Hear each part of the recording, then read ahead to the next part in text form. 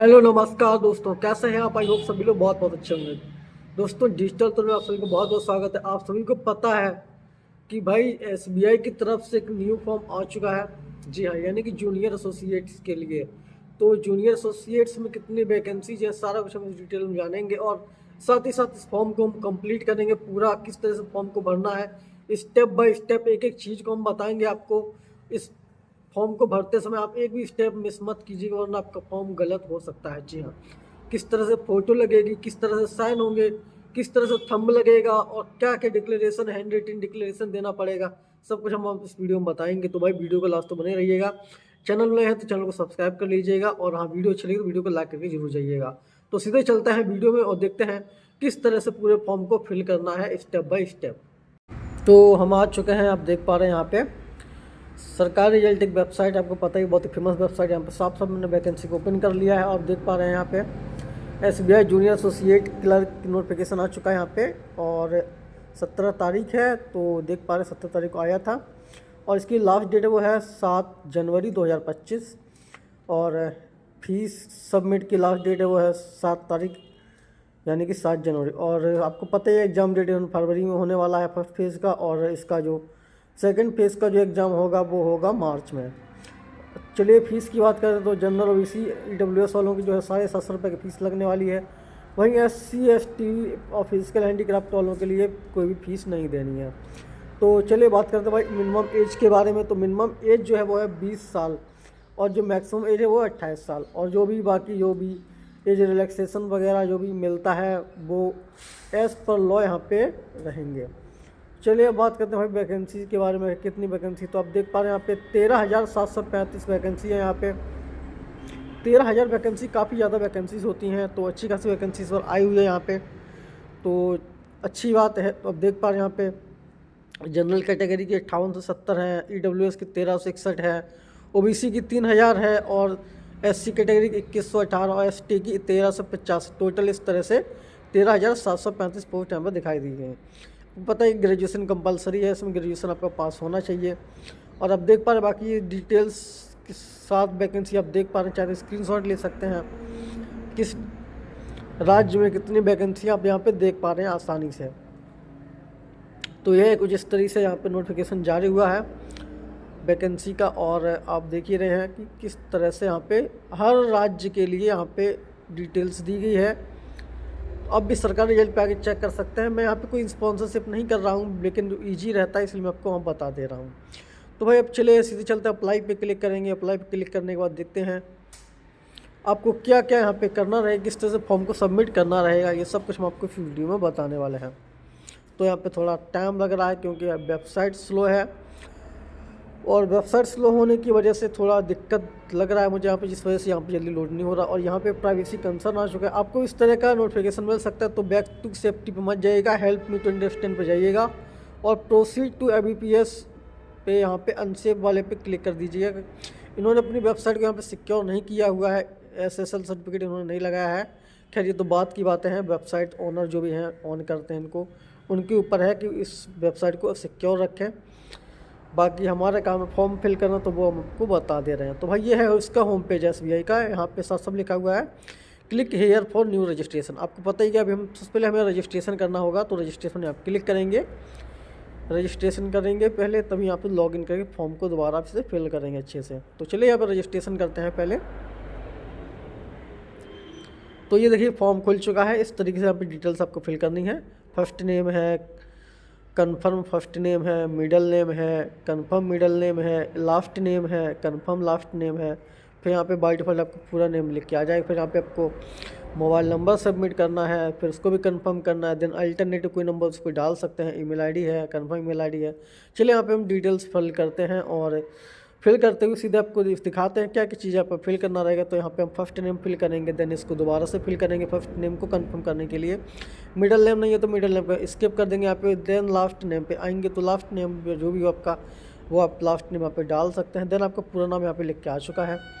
Mobile number आपको यहाँ पे डालना रहेगा, आपका जो भी मोबाइल नंबर है जिसकी हमेशा उसको ऑन रहता है फ़ोन, ऐसा ही नंबर डालिएगा, वरना पता चले आप सिम बदल दें और आपके फ़ोन को हो जाए कुछ भी दिक्कत हो जाए। इस तरह के नंबर मत डालिएगा, एक ही नंबर डालिएगा, अच्छा नंबर डालिएगा। अल्टरनेट नंबर आप चाहे दूसरा नंबर दे सकते हैं, अगर आप देना चाहते हैं तो वो भी कंपलसरी नहीं है, तो आप इसको स्किप भी कर सकते हैं। चलिए नेक्स्ट बात आते हैं भाई ईमेल आईडी पे। तो जो भी आपकी ईमेल आईडी हो उसको यहाँ पे टाइप कीजिएगा, स्मॉल में टाइप कीजिएगा, कैपिटल में मत टाइप कीजिएगा। चलिए यहाँ पे ओ सॉरी ये कैपिटल में टाइप हो रहा था, इसको स्मॉल में करेंगे हम। तो यहाँ पे हम अपनी ईमेल आईडी डाल देते हैं। चलिए ईमेल आईडी यहाँ पे डाल देते हैं, और आपको पता है @ नहीं लगाना है इसमें, क्योंकि डोमेन नेम में जाके सीधे आपको जो भी जीमेल है तो जीमेल उठा लेना है। और इसी को फिर यहाँ पे आपको पूरी मेल आईडी डालना है, इस बार आपको @ भी लगाना है और .com .gmail भी लगाना है, मतलब सब कुछ लगाना है कंप्लीट जैसा कि रहता है। देन सिक्योरिटी कैप्चर जो भी रहता है उसको फिल कीजिएगा, जो भी आपके में शो हो। देन उसके बाद यहाँ पे सेव एंड नेक्स्ट पे क्लिक कर दीजिएगा। ओके, तो चलते हैं नेक्स्ट स्टेप की तरफ। ओके कर दीजिएगा। अब आप देख पा रहे हैं आपके जैसे ओके करेंगे तो आपका रजिस्ट्रेशन यहाँ पे कंप्लीट हो जाएगा। यहाँ पे आपको जो है रजिस्ट्रेशन नंबर मिलेगा ऊपर और पासवर्ड मिलेगा। तो हम इसको थोड़ा ब्लर कर देंगे, क्योंकि भाई ये सिक्योरिटी रीजन्स की वजह से थोड़ा दिक्कत हो सकता है। ओके, तो नेक्स्ट स्टेप आपका बनता है स्कैन्ड फोटोग्राफ, आपको फ़ोटो अपलोड करनी है और साथ साथ सिग्नेचर अपलोड करना है। तो ये सब चीज़ें किस तरह से अपलोड होनी चाहिए, इनके क्या क्राइटेरिया, क्या गाइडलाइंस हैं, वो सब कुछ हम जानेंगे। तो यहाँ पर जो लिखा है गाइडलाइंस फॉर स्टाम्प वाले पे, उस पर क्लिक करेंगे तो इस तरह से एक पेज ओपन हो जाएगा जहाँ पे लिखा है किस तरह की फ़ोटो वगैरह अपलोड करना है। उससे पहले आप देख पा रहे हैं डिक्लेरेशन, हैंड रिटन डिक्लेरेशन आप ये देख पा, जिसको मैंने यहाँ पे सेलेक्ट करके रखा था अभी ए नंबर पे जो देख पा रहे हैं। यहाँ पे आपको आई के आगे आपको नाम डालना है और डेट ऑफ बर्थ का आपको डेट ऑफ बर्थ डालना है, और पूरा एज इट इज यहाँ पर माइन तक इसको जो है लिख देना है अपनी हैंड राइटिंग में। नेक्स्ट है लेफ्ट थंब लगेगा, आपको पता ही है लेफ्ट थंब रहना चाहिए आपका, ठीक है। और साथ ही साथ फ़ोटो आपकी लगेगी। फ़ोटो में इन्होंने बोला है कि कलर फ़ोटो होनी चाहिए, और साथ ही साथ आपका जो है वाइट बैकग्राउंड भी होना चाहिए। हाँ, वाइट बैकग्राउंड होगा तो ज़्यादा बेस्ट रहेगा, क्योंकि इन्होंने इसको प्रेफरेंस दिया है। तो अभी कोशिश कीजिएगा आपकी जो भी फ़ोटो है उस पर वाइट बैकग्राउंड ही रहे। तो चलिए एक तो ये क्राइटेरिया होगी। दूसरा है कि ये जो पिक्चर है ये डे लाइट में होने चाहिए, और साथ ही साथ जो इसमें आपको फेस अच्छे से दिखाई देना चाहिए सीधे, जो कि रहता है। सेल्फी वगैरह मत लीजिएगा, कोई दिक्कत वाली बात नहीं है। सेल्फी वगैरह लेंगे तो फ़ोटो रिजेक्ट भी हो सकती है। 20 से 50 KB के अंदर की फ़ोटो होनी चाहिए। अब बात करते हैं भाई सिग्नेचर थंब वगैरह की। ये देखिएगा थंब भी आपको अपलोड करना है। यहाँ पे सिग्नेचर की बात करते हैं, सिग्नेचर आपको ब्लैक पेन से ही सिग्नेचर करना है, आपको ब्लू पेन से सिग्नेचर नहीं करना है। 140 और 60 पिक्सल के बीच में आपका सिग्नेचर होना चाहिए। इसका साइज जो 10 से 20 KB के बीच में रहना चाहिए। इसके फाइल टाइप पता है JPG में ही आपका सारा डॉक्यूमेंट अपलोड होगा, JPG में कोई PDF फॉर्म अपलोड नहीं होगा। नेक्स्ट की बात करते हैं भाई सेल्फ डिक्लेरेशन, जो मैंने बताया आपको वाइट पेज पे उस सेल्फ डिक्लेरेशन को लिख लेना है, और उसका जो डायमेंशन रहेगा वो रहेगा 800 से 400 पिक्सल के बीच में, और इसका जो साइज रहेगा 50 से 100 KB के बीच में इसको अपलोड करना रहेगा। ये सब मैं आपको दिखाऊंगा आगे किस तरीके से मैंने इसको सेट किया हुआ है। नेक्स्ट है सिग्नेचर। सिग्नेचर आपको जो है कैपिटल लेटर में नहीं होना चाहिए, सिग्नेचर आपको ब्लैक पेन से होना चाहिए, और हैंड रिटन नोट की ब्लैक पेन से ही होना चाहिए। आपको टोटल ब्लैक पेन का ही यूज करना है, ब्लू पेन का कोई भी यूज नहीं करना है। तो चलिए अब आप यहाँ पे फ़ोटो वगैरह अपलोड करेंगे इस तरीके से।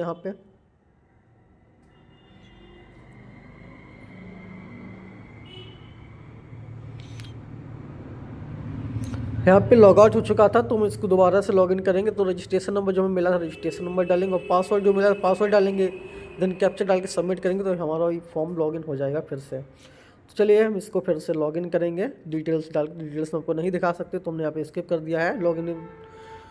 चलिए यहाँ पे हमने जो रजिस्ट्रेशन किया था तो हमने यहाँ पे जो चीज़ डाली थी, तो अब देख पा रहे हैं यहाँ पे खुल के आ चुका है हमारा फॉर्म। तो नेक्स्ट पे क्लिक करेंगे। नेक्स्ट पे क्लिक करने के बाद यहाँ पे हमने ये फ़ोटो अपलोड कर दी, जो कि ये फ़ोटो गलत, इस तरह की फ़ोटो आपको अपलोड नहीं करनी। कलर फोटो रहना चाहिए, बट बैकग्राउंड यहाँ पे वाइट रहना चाहिए, फ़ोटो भी साफ़ रहनी चाहिए। तो हम दूसरी फ़ोटो यहाँ पे अपलोड करेंगे।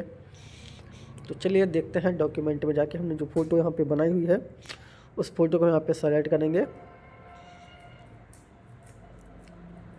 ओके, तो यहाँ पे हमारी फ़ोटो ये आ चुकी है। ये देखिएगा हमारी इस फ़ोटो में आपको पता है कि वाइट बैकग्राउंड है पीछे, और तो कोई दिक्कत वाली बात नहीं है। वाइट बैकग्राउंड मांगा था, आप चाहे तो इसको पूरा वाइट कर सकते हैं। अगर मैं इसको पूरा वाइट करता तो मेरी जो शर्ट है वाइट कलर की ही है, तो वो एकदम से वॉश आउट हो जाती, कुछ दिखाई ना देता, इसलिए मैंने इसको हल्का सा वाइट किया है। चल जाए, कोई दिक्कत वाली बात नहीं है, लेकिन हाँ बिल्कुल रेड वगैरह नहीं रहना चाहिए, हल्का वाइट रहना चाहिए। नेक्स्ट है साइन। आपका साइन बताया मैंने आपको, साइन भी ब्लैक पेन से होना चाहिए आपका, तो हमने यहाँ पे साइन भी करके रखा है। और साइन में एक बात याद रखिएगा, जब भी साइन आप कीजिएगा इंग्लिश में ही साइन कीजिएगा, हिंदी में साइन मत कीजिएगा, और इंग्लिश में भी कैपिटल लेटर में साइन मत कीजिएगा।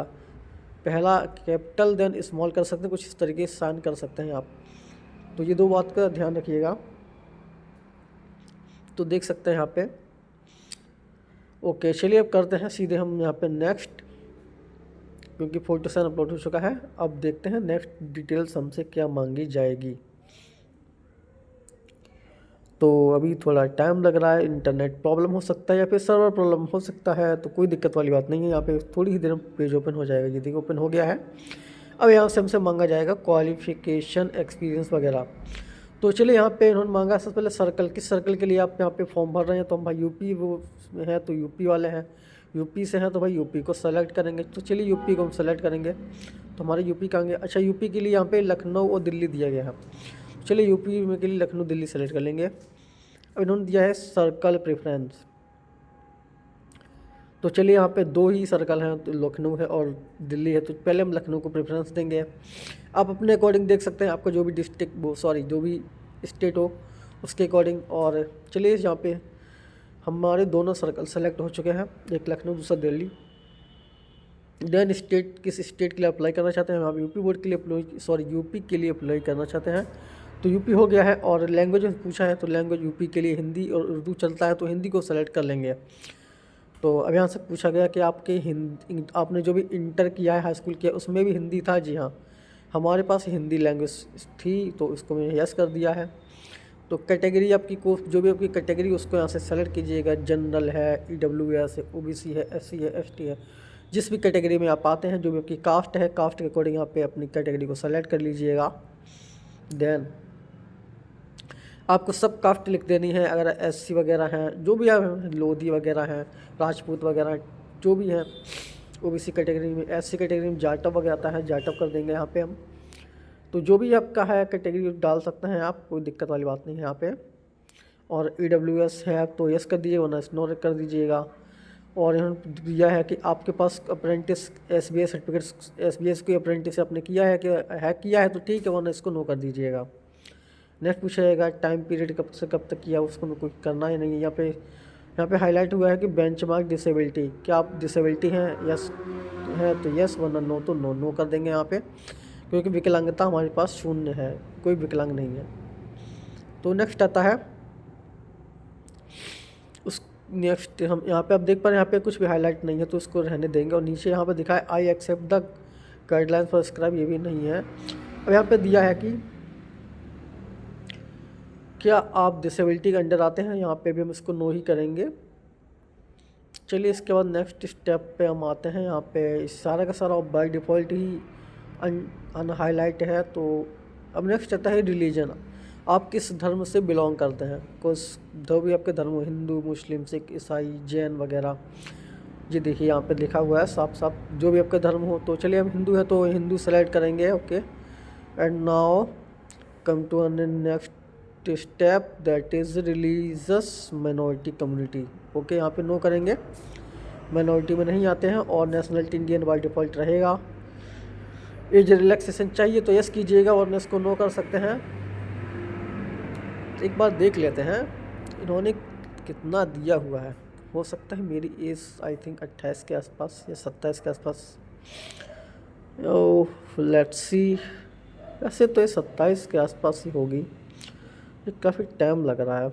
चलिए इसको स्किप करते हैं। वैसे अगर आप रिलैक्सेशन चाहते हैं 28 साल के ऊपर अगर आपकी एज है तो आप इसको यस कीजिएगा, वरना इसको नो ही कर दीजिएगा।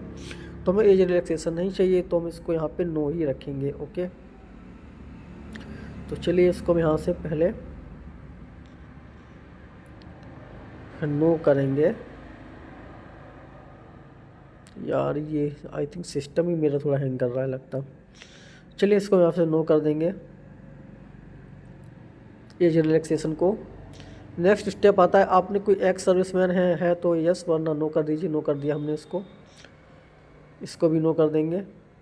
सर्विस वगैरह हमने कुछ नहीं किया है तो इसको भी ऐसे ही रहने देंगे। और इंडिपेंडेंट सर्विसमैन के इलेक्शन ये भी नो ही रहेगा, ये भी मोस्टली नो ही रहेगा। एसबीआई में आप पहले से ही काम कर चुके हैं क्लर्क पे तो इसको यस कीजिएगा अगर किया है तो, वरना नो कर दीजिएगा। स्टेट बैंक में नो ही रहेगा। लोन वगैरह है तो यस, वरना नो, नो ही रहेगा, ये भी नो ही रहेगा। कैरेक्टर वगैरह का जो भी इशू रहता है, ऐसा कोई इशू नहीं हमारे साथ में, तो ये है। हाँ, प्रिलिमिनरी जो आपका जो फर्स्ट फेज़ का जो एग्ज़ाम होगा उसके लिए आपको किस राज्य से आप एग्ज़ाम देना चाहते हैं, हमने यूपी सेलेक्ट कर लिया है। और एग्जामिनेशन सेंटर भरेंगे यूपी के अंतर्गत, इस पूरी डिटेल खुल चुकी है। यानी कि यहाँ पे आप सेंटर फिल करेंगे, जो भी सेंटर हो, जो भी हो नियरेस्ट सेंटर, हम यहाँ पे आप जाके एग्ज़ाम देना चाहते हैं। हम यूपी से हैं तो यूपी के मेरे डिस्ट्रिक्ट के पास कानपुर पास पड़ता है तो मैंने इसको कानपुर सेलेक्ट किया है। दूसरा भी इन्होंने लिखा हुआ है मेंस के लिए, तो मेंस के लिए हम सेम सेलेक्ट करेंगे, यानी कि कानपुर को ही। आप अपने अकॉर्डिंग देख लीजिए जो भी आपको सेंटर में अच्छा लगता हो, एग्जामिनेशन सेंटर जहाँ पे एग्ज़ाम देना चाहते हो, नियरेस्ट हो। दूर जाना है दूर भी कर सकते हैं, कोई दिक्कत वाली बात नहीं है। यहाँ में इन्होंने पूछा है कि कौन सी आईडी आप देना चाहते हैं आईडी प्रूफ में, तो यहाँ पे आईडी प्रूफ में देख सकते हैं बहुत सारे, पासपोर्ट है, आधार कार्ड है, पैन कार्ड है, ड्राइविंग लाइसेंस, वोटर आईडी है, बैंक पासबुक है, आइडेंटिटी कार्ड है, स्कूल कॉलेज द्वारा जो बनता है, और ऑफिसर जो भी बहुत सारे बनाते हैं। तो यहाँ पे आधार कार्ड बेस्ट रहेगा, तो आधार कार्ड लगा दीजिएगा आप, और आधार कार्ड का नंबर डाल दीजिएगा इस तरीके से। अगर पैन कार्ड लगा दें तो पैन कार्ड का नंबर डलेगा। इस तरीके से आपको यहाँ पे डिटेल्स फिल करनी है। Okay, now come to next point. Okay, यहाँ पे लिखा है कि kindly indicate medium for paper. हाँ, जो आप पेपर जो देंगे वो हिंदी में लेना चाहते हैं, इंग्लिश में लेना चाहते हैं, किस तरह, किस लैंग्वेज आप पेपर को देना चाहते हैं, यहाँ पे वो आपको यहाँ पे सेलेक्ट करना है। ओके, हिंदी या इंग्लिश, तो भाई हम तो हिंदी इंग्लिश दोनों में चाहेंगे। तो चलिए हम इसको सेलेक्ट करते हैं।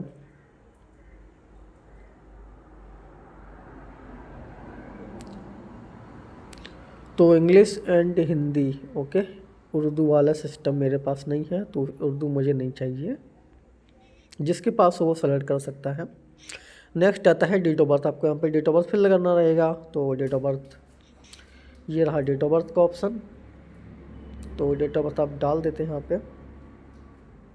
आपकी जो भी डेट ऑफ बर्थ है हाई स्कूल की मार्कशीट में, हाई स्कूल की मार्कशीट के अकॉर्डिंग सारी डिटेल फिल कीजिएगा। नाम है, पिता का नाम वगैरह है, जो भी डिटेल्स हैं, डेट ऑफ बर्थ वगैरह है, ये सब कुछ हाई स्कूल के अकॉर्डिंग ही फिल कीजिएगा। अब यहाँ पे डेट ऑफ बर्थ की जैसी डाली हमने, यहाँ पे मेरी एज लिख के आ चुकी है, वाह। सो के नेक्स्ट जेंडर, आपको जो भी है जेंडर सेलेक्ट कीजिएगा।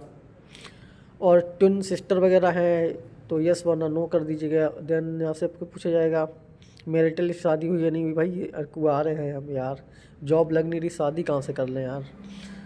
जब शादी वादी बाद में, पहले जॉब। ओके, पिताजी का नाम डालना है आपको, फादर्स नेम में पूछा जाएगा। फर्स्ट नेम ही डालना है यार, मैंने यहाँ पे गलती से सिंह लगा दिया, ओ माय गॉड। इसको रिमूव करते हैं और इसको जाएंगे लास्ट नेम में डालेंगे। पता नहीं इन्होंने ऐसा फॉर्म क्यों बना रखा है, इनका फॉर्म ऐसा ही रहता है, हर बार का यही है, लेकिन वो आदत है ना हम लोगों की। नेक्स्ट मदर्स नेम, इसमें देखो भाई, इसमें फर्स्ट नेम अलग डालना है और लास्ट नेम अलग डालना है। ओके, नेक्स्ट आपसे पूछा जाएगा स्पाउस वगैरह का हो तो डालिएगा वरना रहने दीजिए। एड्रेस पूछा जाएगा, भाई एड्रेस आपको जो भी आधार कार्ड में एड्रेस लिखा हो उसको आप यहाँ पर डाल दीजिएगा। आधार कार्ड के हिसाब से ही आपका जो है निवास प्रमाण पत्र बनता है, तो निवास प्रमाण पत्र में भी सेम ही रहेगा। तो जो भी आपके आधार कार्ड में है वही डाल दीजिए, क्योंकि आपको वहाँ पे जाके आधार के ही दिखाना पड़ेगा। जब भी आप एग्ज़ाम देने जाएंगे तो आधार के अकॉर्डिंग भी डिटेल्स फिल कीजिएगा। डिटेल्स सेम होनी चाहिए आपकी मार्कशीट में और आधार कार्ड में। पिन कोड डाल दीजिएगा, स्टेट डाल दीजिएगा, डिस्ट्रिक्ट डाल दीजिएगा, और सेम अगर आपका एड्रेस सेम है तो सेम कर दीजिएगा, अलग अलग है तो अलग अलग कर दीजिएगा। अब यहाँ पे आपकी फ़ीस वगैरह लिख के आ जाएगी। एससी कैटेगरी में कोई फ़ीस नहीं लगती भाई, डिस्काउंट रहता है तगड़ा। वैलिडेटेड डिटेल्स पे वैलिडेट कर दीजिए। यहाँ पे दिखा रहे 1 मोर एरर, 1 और मोर एरर, यहाँ पे कोई एरर यहाँ पे दिखाई दे रहा है, ये देखिएगा। ओ हो, एरर ऐसा कुछ नहीं है भाई, यहाँ पे स्पेस रह गया तो स्पेस हटा देना है।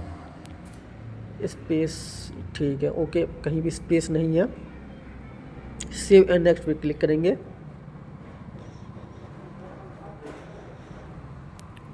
ओके, चलिए नेक्स्ट स्टेप पे आते हैं। यहाँ पे एजुकेशन डिटेल आ चुका है। ग्रेजुएशन का डिटेल आपको यहाँ पे फिल करना रहेगा।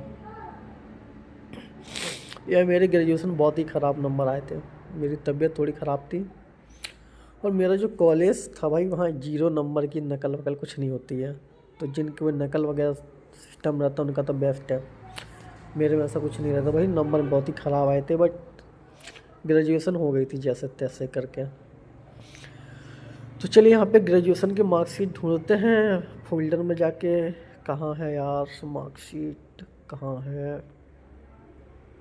वैसे मुझे नंबर तो याद है, लेकिन वो जो उसमें रहता है ना कि आपने किस डेट में पास किया था, वो मुझे यहाँ पे देखना पड़े, इसलिए मुझे मार्कशीट को यहाँ पे ढूंढना है। इतने सारे डॉक्यूमेंट हैं, कहाँ है ग्रेजुएशन? दिख जा भाई, अरे दिख जा दिख जा दिख जा। ओके, मिल गई भाई, मिल गई मिल गई।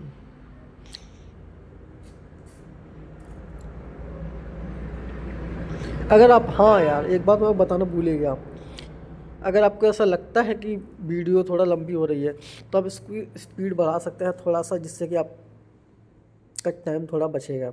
जी हाँ। ओके जी, हमने मार्कशीट ओपन कर ली है ग्रेजुएशन की। ऐसे पूछा है आपने पास कर लिया ग्रेजुएशन, तो यस पास कीजिएगा। और किस स्ट्रीम से थे? साइंस साइड था, आर्ट साइड था, जो भी था। मेरा साइंस साइड था, मेरा तो मेरा साइंस साइड को, साइंस को सेलेक्ट करेंगे। किस यूनिवर्सिटी से आपने पास किया है उस यूनिवर्सिटी का नाम डालेंगे। कानपुर यूनिवर्सिटी थी तो मेरी यहाँ पे कानपुर यूनिवर्सिटी डालेंगे। और यहाँ पे ऑटोमेटिक ही आ जाता है, कुछ टाइप करना पड़ता है, थोड़ा सा आ जाता है। देन यहाँ पे लिखा है कि आपने कब पास किया है। यहाँ पे लास्ट में जो डेट लिखा होता है ना नीचे की तरफ, उसको डेट देख लीजिए, उसी डेट को यहाँ पे डाल देना है। पासिंग डेट यहाँ पे लिखा होता है मार्कशीट में नीचे। ओके, तो यहाँ पे पासिंग डेट को यहाँ पे सेलेक्ट करेंगे हम। 27 मई 2017 में मेरी ग्रेजुएशन हुई थी। चलिए यहाँ पे परसेंटेज डालते हैं। परसेंटेज डालने के बाद ये परसेंटेज कितनी थी,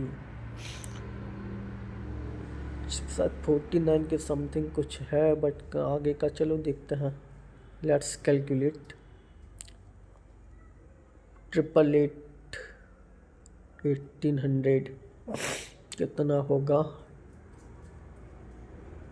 49.33। ओके, तो आपको यहाँ पे अपनी परसेंटेज कैलकुलेट करके डाल देनी है, जो भी हो आपकी। एंड किस क्लास में आते हैं तो सेकंड क्लास ही जाएगा 49 में। तो 60 होती तो भाई मेरी भी फर्स्ट डिवीज़न हो जाती। सभी में फर्स्ट है, बस ग्रेजुएशन में ही नहीं है, क्या ही करें। तो चलिए, आप यहाँ पे दिखाएगा आपने कुछ और किया है सेम इसी तरह कोई डिग्री, तो उसको डाल सकते हैं। पोस्ट ग्रेजुएशन भी डाल सकते हैं यहाँ पे। प्रोफेशनल क्वालिफिकेशन हो कोई डाल सकते हैं उसका, और अदर जो भी आपने कुछ किया वो भी डाल सकते हैं। मैं सोच रहा मैं यहाँ पे MBA डालूँ या ना डालूँ। PG में आता तो है, कोई मतलब नहीं है, तो मैं इसको नहीं डालूँगा। आपका चाहे डालना चाहे डाल सकते हैं पोस्ट ग्रेजुएशन में, आपने अगर आपने किया है तो। चलिए इसको स्किप करते हैं, नेक्स्ट आते हैं नीचे। इन्होंने लिखा है यहाँ पे वर्क एक्सपीरियंस, भाई 0 है एकदम, तो यहाँ पे हम नो ही करेंगे इसको। जो देख रहे हैं ना यस नो वाला, तो इसको यहाँ पे जो नो है ना, नो पे यहाँ पे क्लिक कर देंगे, क्योंकि हमारे पास कोई एक्सपीरियंस नहीं है। एक्सपीरियंस है बट उसका कोई सर्टिफिकेट नहीं है यार, मेन दिक्कत तो यही है। ओके, नेक्स्ट आता है अदर डिटेल्स। हाँ, आप ट्रेनिंग लेना चाहते हैं क्योंकि SBI की तरफ से ट्रेनिंग कंडक्ट कराया जाता है। अगर आप SC ST OBC वगैरह में आते हैं, हम यहाँ पे यस करेंगे। भाई फ्री में ट्रेनिंग मिल रही है आपको, तो आप कौन ही छोड़ना चाहेगा। आपको कोई स्टेट सेलेक्ट करना, आप किस स्टेट में ट्रेनिंग लेना चाहते हैं, स्टेट के साथ आप डिस्ट्रिक्ट को भी सेलेक्ट कर सकते हैं। फिर से भाई कानपुर ही सेलेक्ट करें, क्योंकि मेरा नियरेस्ट वही पड़ता है। ओके, नेक्स्ट आता है language, local language. Hindi compulsory है, हिंदी आपको आनी ही चाहिए, क्योंकि आपके स्टेट में हिंदी कंपलसरी है, जो भी आपने स्टेट चुना है। मेरे स्टेट में तो हिंदी कंपलसरी है, आपके स्टेट में जो भी हो उसको। नेक्स्ट है मेरे इंग्लिश।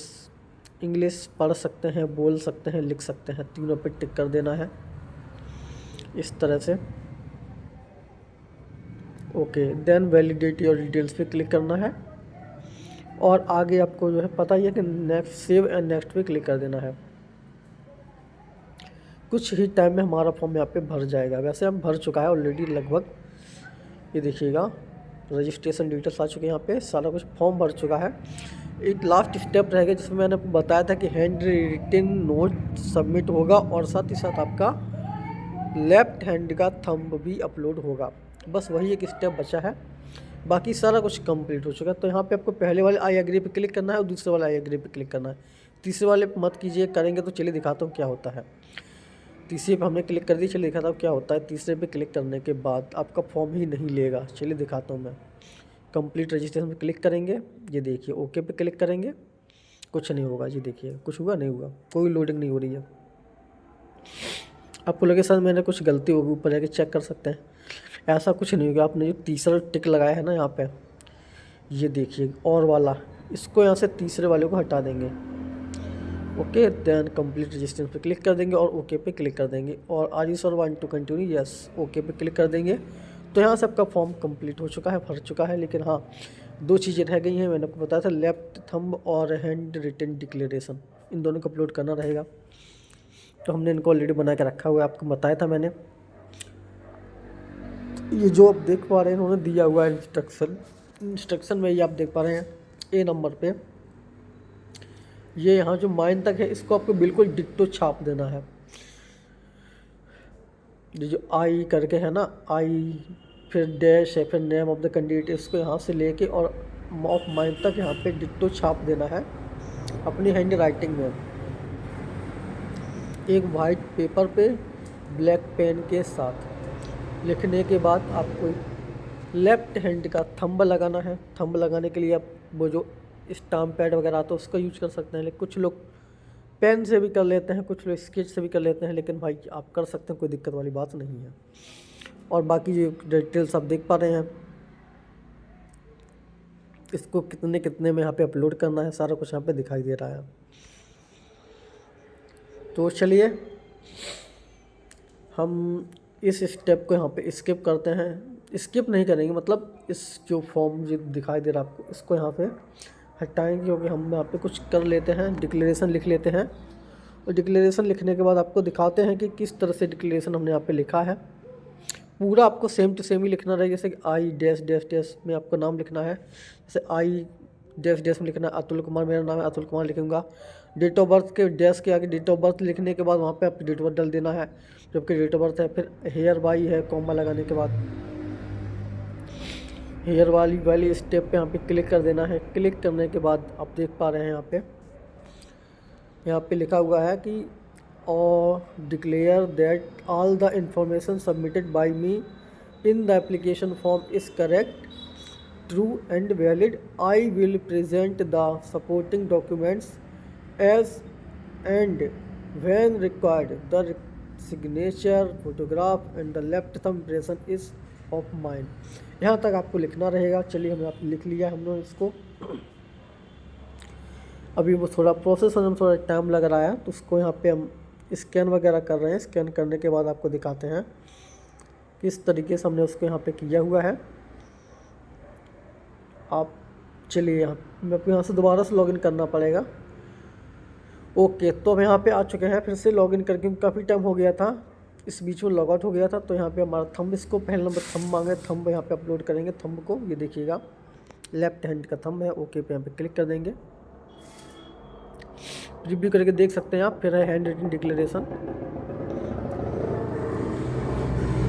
यहाँ पे लिखा है स्पेस नॉट अलाउड। ओके, तो हमने यहाँ पे स्पेस लगा दिया था, सेल्फ और डिक्लेरेशन की स्पेस है ना, इसको यहाँ पे इसको स्पेस को हटाएंगे। तो चलिए इसको दोबारा से हम सेव करेंगे और इस बार इसके जो स्पेस है ना, इसकी स्पेस को कम कर देंगे, हटा देंगे, कम क्या हटा ही देंगे। और फिर इसको दोबारा सेव करेंगे। सेव करने का फिर से अपलोड करेंगे। तो पहले नंबर पे आ चुका है ये वाला, इसको यहाँ से अपलोड हो जाएगा थोड़ी ही देर में। ये देखिएगा इस तरीके से मैंने बोला था ना लिखना था आपको, जो मैं बोल रहा था भाई, नाम डालना था और डेट ऑफ बर्थ डालना था, बाकी सब सेम डिट्टो छाप देना था। और बस फिर उसके बाद कैप्चा डालो यहाँ पे QJKK और बस सेव एंड नेक्स्ट पे क्लिक करो। Form complete. पेमेंट का ऑप्शन रहेगा लास्ट में। अगर आप OBC कैटेगरी से हैं तो आप पेमेंट कर दीजिएगा, जनरल कैटेगरी से तो आप पेमेंट कर दीजिएगा, EWS से पेमेंट कर दीजिएगा। फॉर्म कंप्लीट है, आपका फॉर्म आ चुका है। यहाँ पे प्रिंट एप्लीकेशन पे क्लिक कीजिए, ऊपर जो आप दिखाई दे रहा है आपको, अपने एप्लीकेशन यहाँ पे प्रिंट कर लीजिएगा और प्रिंट करके भाई सेव कर लीजिए। आपका फॉर्म कंप्लीट है। अब आप थोड़ा वेट कीजिएगा जब तक इसका एग्ज़ाम नहीं होता। एग्ज़ाम इन्होंने बोला है कि फरवरी में इसका एग्ज़ाम होगा, तब तक अच्छे से तैयारी कीजिएगा भाई। आप तैयारी कीजिए अच्छे से। Best of lux for your exams. And भाई वीडियो देखने के लिए बहुत बहुत धन्यवाद। अगर आप यहाँ तक रुके हैं तो भाई आपका फॉर्म अच्छे से फिल हो चुका है, आपको कोई टेंशन लेने वाली बात नहीं है।